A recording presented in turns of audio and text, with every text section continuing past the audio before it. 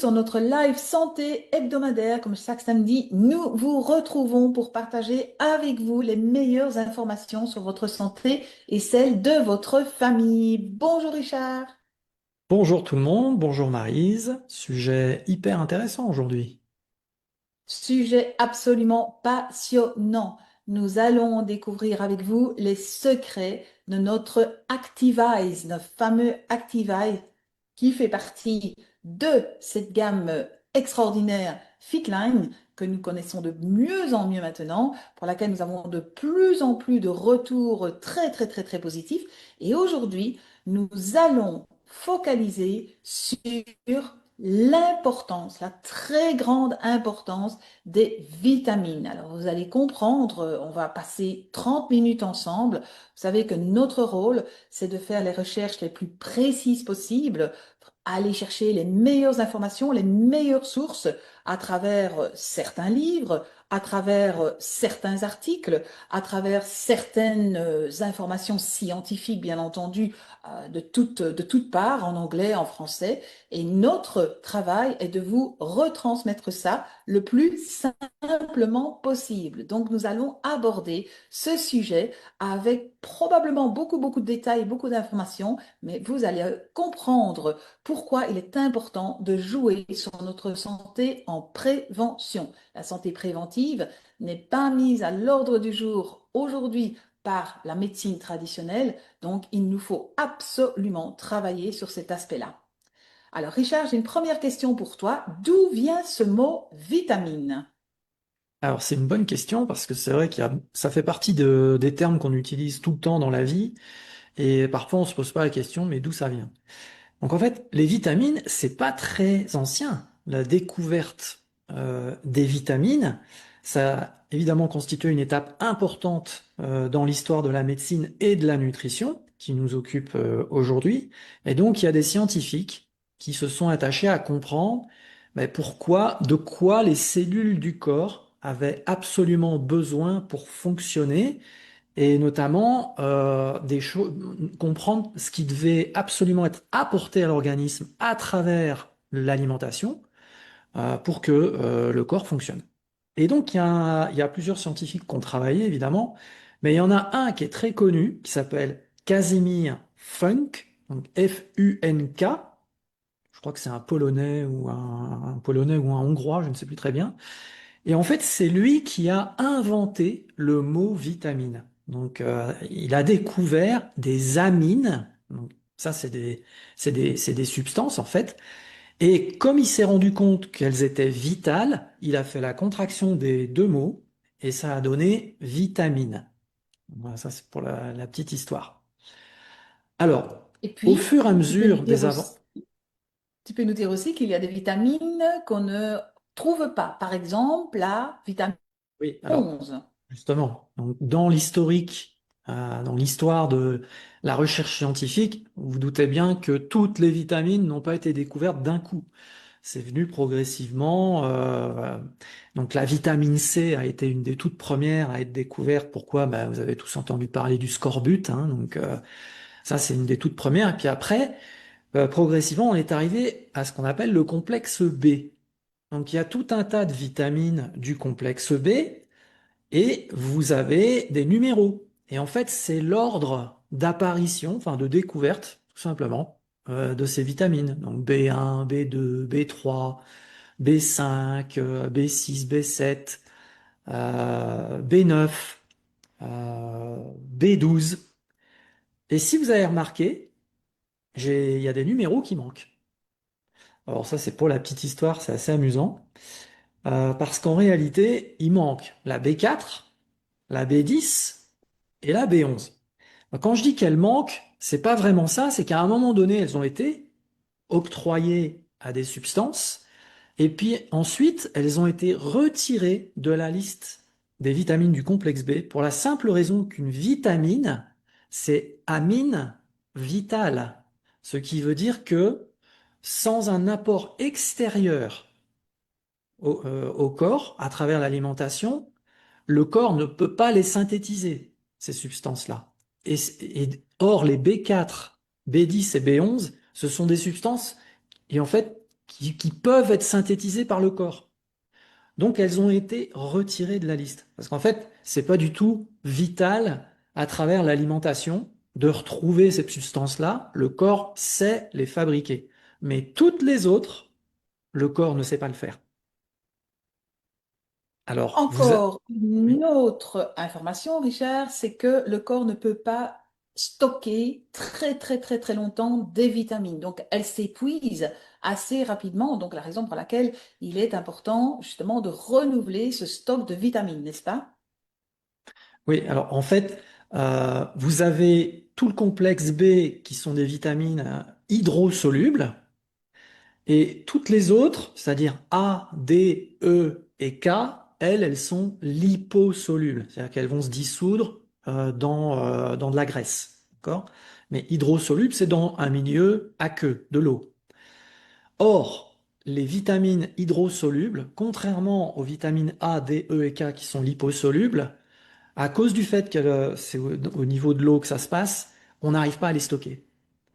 Et donc toutes les vitamines, et on vous dira le rôle hyper important du complexe B, et en fait, on les consomme assez vite, et notamment au fur et à mesure qu'on avance dans la journée, les efforts de concentration et également le stress épuisent très rapidement les vitamines du complexe B. Et c'est pour ça qu'il faut absolument renouveler dans la journée cet apport en vitamine B qui doit nécessairement venir soit de l'alimentation, mais on est confronté au problème de ce qu'on mange, et de l'appauvrissement en qualité de ce qu'on mange.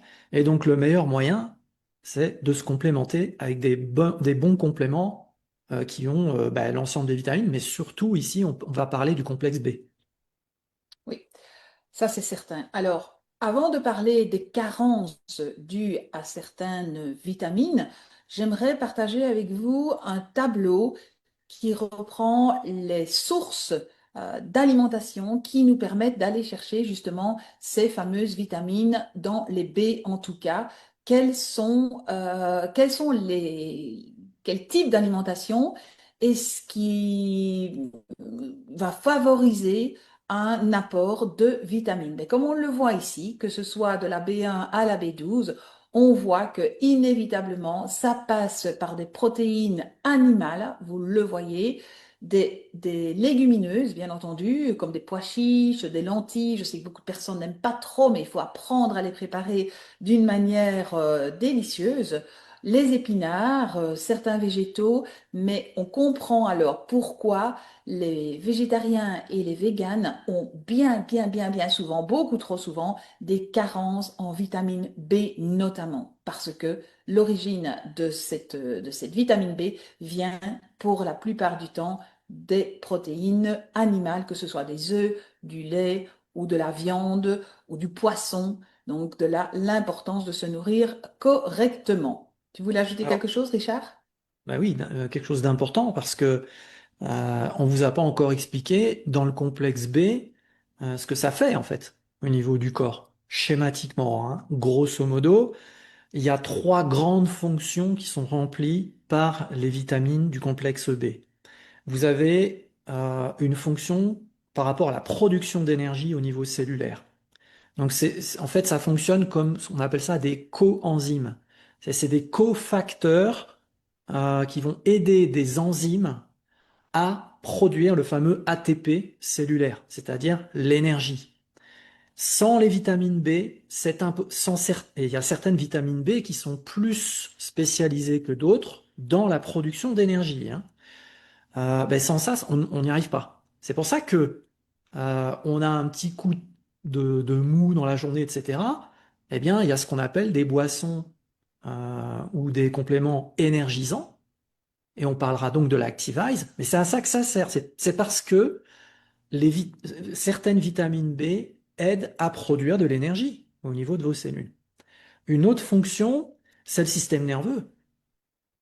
Au niveau des neurotransmetteurs, la qualité de fonctionnement des neurones et tout ce qui participe en fait à l'équilibre des hormones du stress, par exemple. Donc il y a beaucoup d'hormones qui en fait nécessitent l'intervention de certaines vitamines. du complexe B. Et puis, les globules rouges. Et ça, c'est extrêmement important. Donc, la formation des globules rouges, la santé des globules rouges dépend également de certaines vitamines du complexe B. Voilà, donc en prenant cet aspect préventif, en lui en accordant beaucoup d'importance, eh bien, on comprend qu'il est vital, comme disait Richard tout à l'heure, de se complémenter, certainement avec une bonne alimentation, mais également de se complémenter avec une synergie de bonnes vitamines. C'est beaucoup plus intéressant que de prendre plic-ploc comme ça des vitamines. Il faut absolument, et nous avons tout ce qu'il faut pour ça, un ensemble multivitaminique. Bien, alors, avant de partager avec vous cette petite vidéo qu'on a trouvée très intéressante et qui parle justement de toutes les carences dues à la vitamine B, entre autres, B12 ici, on va Alors, surtout B12, c'est focaliser spécifique. sur la B12.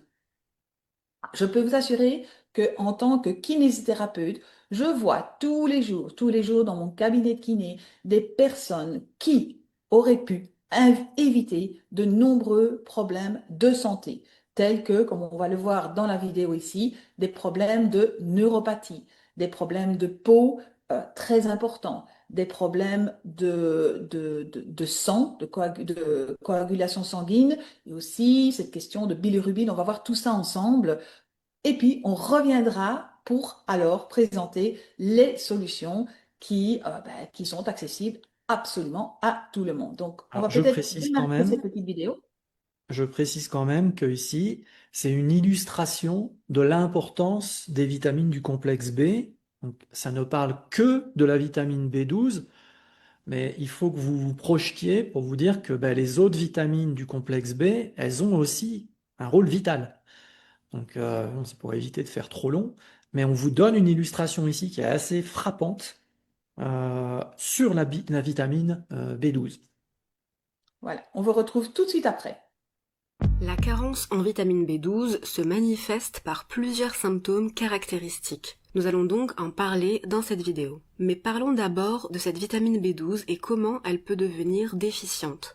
La vitamine B12 s'appelle également cobalamine. C'est une vitamine hydrosoluble comme la vitamine C et les autres vitamines du groupe B. C'est une vitamine essentielle qu'on ne peut pas produire nous-mêmes. Elle doit être apportée par l'alimentation, à savoir les produits d'origine animale. Donc cela inclut la viande, le poulet, le poisson, les œufs et les produits laitiers. Donc déjà là, on peut voir une première cause évidente de carence en vitamine B12 qui est l'apport insuffisant, qui est typiquement retrouvé chez les personnes végétariennes ou véganes qui ne consomment pas de produits d'origine animale. Donc ils devront se supplémenter en vitamine B12. L'autre cause de carence est le défaut d'absorption. Donc la vitamine B12 est consommée, mais une fois dans le tube digestif, elle n'arrive pas à être assimilée pour arriver dans le sang et être utilisée. La vitamine B12 est fondamentale pour le fonctionnement de deux enzymes.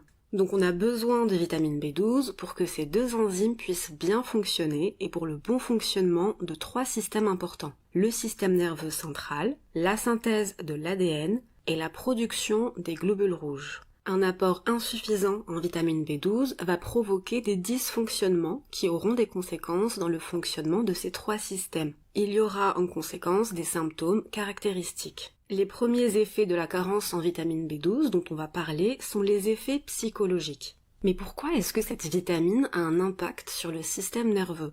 Eh bien c'est à cause d'une enzyme appelée méthylmalonyl-CoA mutase. C'est une enzyme qui a besoin de la vitamine B12 pour fonctionner. La vitamine B12 est considérée dans ce cas comme le cofacteur de cette enzyme. S'il n'y a pas assez de vitamine B12 pour qu'elle puisse fonctionner normalement, il y aura accumulation du substrat de l'enzyme, le méthylmalonyl-CoA. Puisque l'enzyme ne peut plus le transformer en son produit, le succinyl-CoA, eh bien il va augmenter et s'accumuler. Mais le souci, c'est qu'il est toxique pour nos neurones. Donc à force de s'accumuler, cela va engendrer une neuropathie axonale.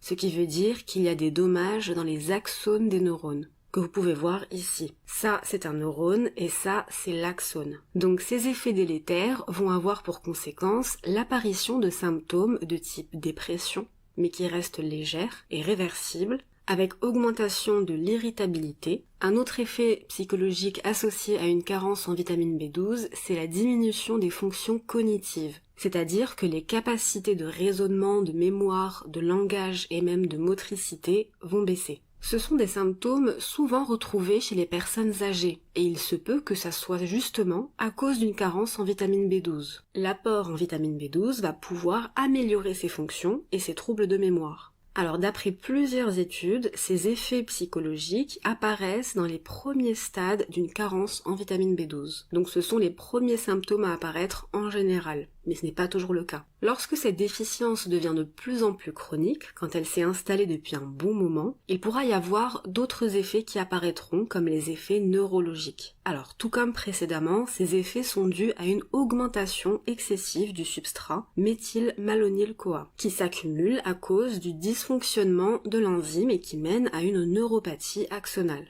Et là, il s'agit d'un stade où ça risque de devenir irréversible, si ça reste non traité pendant trop longtemps. Plus la carence dure longtemps, plus les dommages sur les neurones sont importants, jusqu'à être irréversibles. Les symptômes neurologiques qui pourront apparaître à ce moment sont les paresthésies symétriques, ce qui correspond à des engourdissements, picotements, sensations de brûlure. Ils surviennent majoritairement au niveau des membres inférieurs, donc des jambes et pieds, et ce qui est vraiment caractéristique de la carence en vitamine B12, c'est qu'ils seront symétriques, c'est-à-dire qu'ils apparaîtront sur les deux côtés du corps, les deux jambes, et pas uniquement sur une seule jambe. On pourra également observer un trouble de la démarche appelé festination. C'est un symptôme de type parkinsonien, donc ça ressemble au Parkinson mais ça ne l'est pas. Alors la festination, c'est quand une personne traîne des pieds en faisant des petits pas qui s'accélèrent brutalement avec une tendance à tomber vers l'avant. La posture devient penchée à cause d'une perte des réflexes posturaux. Donc en gros, la marche s'accélère et le centre de gravité de la personne est entraîné dans une fuite en avant. Il y a un important risque de chute. Il y a également une baisse de la proprioception, qui est la capacité de placer nos membres dans l'espace. Si on ferme les yeux, on sait si notre main est tendue vers le haut ou vers le bas. On a donc conscience de toutes nos parties du corps en gardant les yeux fermés. C'est la proprioception. Eh bien, cette capacité est affectée en cas d'une carence ancienne de vitamine B12. L'équilibre est également affecté. D'autres symptômes possibles, c'est la baisse des réflexes, voire même la perte des réflexes, comme typiquement le réflexe rotulien qui ne fonctionne plus. Le test du marteau sur le tendon permet de tester les réponses nerveuses du patient. Si ça ne répond pas, ça indique une atteinte des motoneurones. Ensuite, les effets hématologiques sur le sang. Alors, il faut savoir que la vitamine B12 est importante et nécessaire pour la synthèse de l'ADN et la production d'érythrocytes immatures dans la moelle osseuse. Les érythrocytes, c'est les globules rouges. Les globules rouges sont produits dans la moelle osseuse et ils passent par plusieurs stades avant de devenir un globule rouge dans le sang. Eh bien, la vitamine B12 est un maillon très important dans ce processus. Du coup, s'il n'y a pas assez de vitamine B12, cela va réduire la synthèse d'ADN et mener à des cellules anormales. Donc ça va diminuer la production de globules rouges jusqu'à arriver à une anémie, à savoir fatigue, pâleur, difficulté à respirer, appelée bradypnée. C'est une respiration ralentie, plus lente que la normale, et arythmie. Donc là, on a vu les effets typiques neuropsychologiques et hématologiques de cette carence. Maintenant, on va passer à des effets un peu plus atypiques, à savoir les effets oraux, au niveau buccal. Une carence en vitamine B12 peut mener à certains soucis dans la cavité orale ou les lèvres. Ce sont par exemple une glossite, qui est l'inflammation de la langue. Ça arrive dans 25% des cas de déficience en vitamine B12 et ça se manifeste en général par une langue d'apparence rougeâtre et papilleuse. Et la personne va se plaindre de sensations de brûlure et de grattement. On peut observer une kéylite angulaire qui correspond en fait à l'inflammation des lèvres avec des fissures au niveau des coins des lèvres. Très désagréable. Un dernier type d'effet possible, c'est les effets dermatologiques au niveau de la peau. Ils incluent l'hyperpigmentation de la peau, avec des taches brunes pouvant même apparaître sur les ongles. Dans certains cas, ce sont des manifestations précoces d'une carence en vitamine B12, donc qui peuvent apparaître au tout début de l'installation de la carence. Un autre symptôme cutané possible, c'est la jaunisse. C'est donc la coloration jaunâtre de la peau et typiquement du blanc des yeux. Alors la raison de l'apparition d'une jaunisse est liée à la mauvaise production de globules rouges, dont on a parlé au début de la vidéo. La bilirubine, c'est le produit de dégradation de l'hémoglobine, et comme la dégradation des globules rouges augmente, la bilirubine va également augmenter dans le sang, et il se trouve que cette bilirubine est un pigment jaune, d'où la coloration jaune des téguments et de la peau. Un autre trouble cutané relié à la carence en vitamine B12 dont on parle très peu, c'est le vitiligo. Alors le vitiligo, c'est une maladie auto-immune où les mélanocytes sont détruits. Les mélanocytes sont les cellules de la peau qui produisent la mélanine et qui donnent la couleur de la peau. Du coup, quand les mélanocytes sont détruits, la coloration disparaît et on parle d'hypopigmentation. Ça se manifeste par des taches blanches sur la peau de dépigmentation. Et en gros, d'après plusieurs études, la carence en vitamine B12 va aggraver ce trouble avec aggravation de l'hypopigmentation. D'ailleurs, certaines études ont montré une amélioration de l'hypopigmentation après une supplémentation en vitamine B12. Donc il y aurait un lien entre la vitamine B12 et le vitiligo. Voilà donc pour les symptômes d'une carence en vitamine B12. Et voilà, je pense que tout est dit, tout est très bien illustré, c'est très bien expliqué, c'est un petit peu médicalisé, certes, mais c'est intéressant pour toutes les personnes qui sont intéressées par leur santé d'avoir ce genre d'informations afin de comprendre combien il est important de se complémenter en vitamines, notamment en acides minéraux, oligo-éléments, bien entendu. Donc c'est une approche globale, c'est une approche holistique, c'est une approche préventive. Mais il faut absolument aujourd'hui que notre société fonctionne beaucoup plus dans ce schéma de prévention de la santé. Alors, on va Voilà. passer à l'explication de notre secret d'Activise. Qu'en est-il? Oui, donc on vous avait fait on vous a fait un petit peu languir là par rapport au secret de l'Activise. Et en fait, quand vous regardez la liste des ingrédients sur la boîte ou bien sur la boutique, eh bien vous vous rendez compte qu'il y a tout le complexe des vitamines B. Vous avez également de la vitamine C à côté, mais le gros intérêt d'Activise, c'est justement de balayer très large sur la production d'énergie, la gestion du stress, la concentration et donc la santé des globules rouges. Voyez? Alors, pour tout ce qui est énergie, justement, production de l'ATP et gestion du stress, ben, c'est là que vous allez retrouver B1, B2, B3, B5, B7 et il y a également de la guarana, donc avec un peu de caféine qui va être délivrée. Tout ça pour vraiment la focalisation sur énergie et concentration. Et puis, vous allez avoir le soutien des cellules sanguines. Et là, ben, c'est donc la B6, la B9 et la B12. Ça, vous l'avez bien compris au travers de la vidéo qu'on vient de voir. Donc, dans cet Activise, vous avez une petite soucoupe, enfin je sais pas comment on appelle ça, une petite cuillère, Mesurette. là, une Mesurette. mesurette. Et donc, c'est un rappel, mais si vous prenez le set optimal, ce qu'on vous conseille fortement, hein, on en parle à chaque fois, le Power Cocktail contient de l'Activise. D'accord? Mais bon, on l'a dit tout à l'heure, toutes les vitamines du complexe B ne se stockent pas. Donc vous allez faire votre matinée, vous avancez dans votre journée, vous êtes au boulot, ou bien vous êtes concentré, vous allez les consommer, ces vitamines. Il y a un moment donné dans la journée où c'est important que vous refassiez vous refassiez le plein, en fait. Et il n'y a rien de mieux que d'utiliser l'Activise pour ça, c'est super facile. Vous mélangez ça dans un verre d'eau, une, deux, trois dosettes, vous mettez, vraiment c'est en fonction de vous, et vous avez ce fameux brevet NTC qui fait que ça va très rapidement parvenir aux cellules. Vous savez que l'Activise, on a aussi expliqué que c'est un produit, aux alentours de la troisième dosette, normalement, vous allez expérimenter au niveau de la peau, à la surface de la peau, vous allez le sentir. Ce qu'on appelle l'effet flash.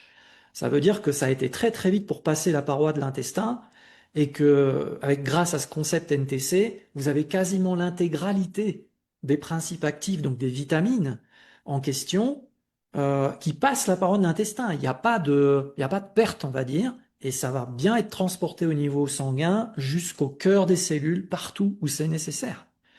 Donc c'est vraiment un produit fondamental pour voilà, l'énergie, gérer votre stress, ça va aider à gérer votre stress parce que ça participe à l'équilibre hormonal au niveau du système nerveux. Ça va quand même loin. Plus, effectivement, la santé des globules rouges. Si vous avez des globules rouges en bonne santé, ben, c'est le transport de l'oxygène quand même. Vous avez aussi plus d'énergie et plein d'autres choses bénéfiques grâce à ça, évidemment. Oui.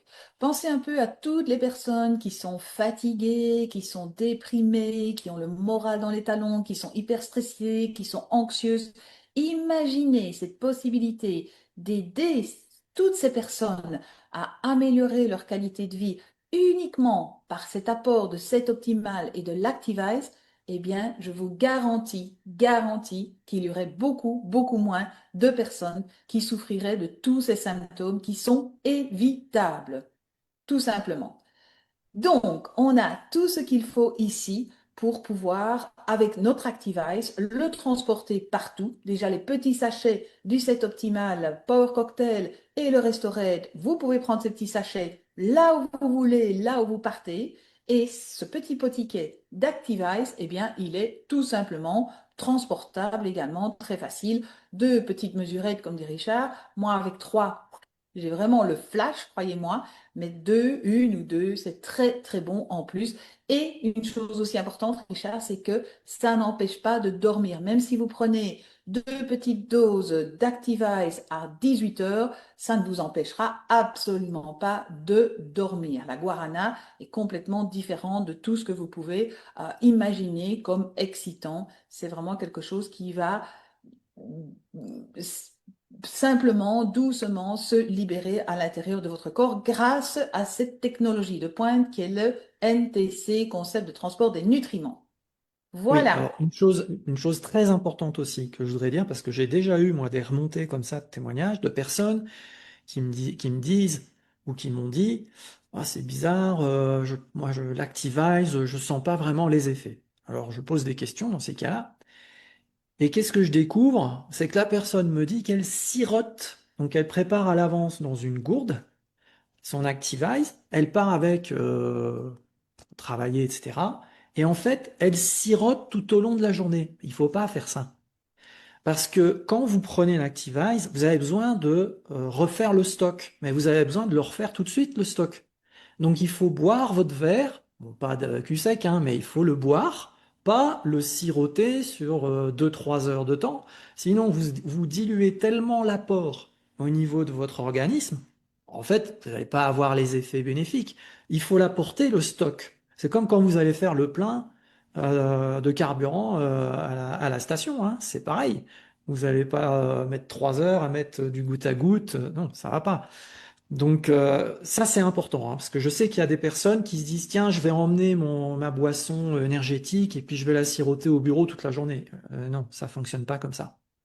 Voilà, voilà. Eh bien, on a beaucoup, beaucoup d'autres sujets à vous présenter au fil des prochaines semaines. Donc, on se réjouit de vous retrouver samedi prochain pour un tout autre sujet tout aussi passionnant. On vous souhaite un excellent week-end.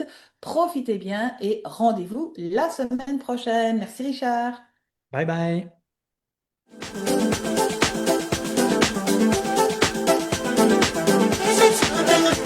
It's